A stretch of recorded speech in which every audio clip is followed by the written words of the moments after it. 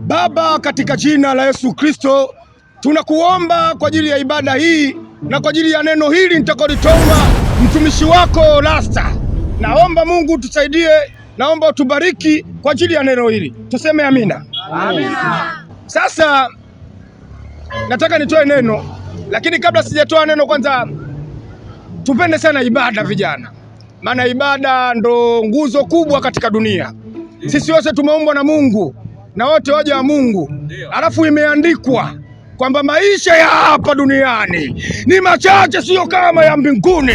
Mbinguni kuna maisha marefu, mbinguni ndio kuna kila kitu.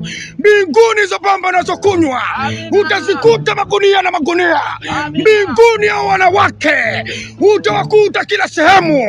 Mbinguni kila unachokiona kimejaa. Tuseme amina. Amina. Sasa upo hapa duniani kupata hivyo vishilingi 2000 vako, wote unatuona sisi dagaa, mbwa.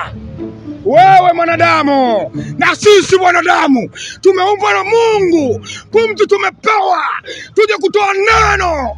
Nataka nikwambie ndugu yangu, wewe unaokwenda kwa waganga, kwa Mungu nakutana na moto. Mimi nataka nikueleze, Mungu alipoumba nchi hii, alipoumba mbingu na nchi, hii nchi ulikuwa utupu. Yaani ninapoongea ilikuwa utupu, kwa maana hiyo kulikuwa hakuna kuku, hakuna kondoo, hakuna majani, hakuna miti, hakuna kiumbe chochote. Na maandiko yanasema giza lilikuwa kwenye vidimbwi vya maji.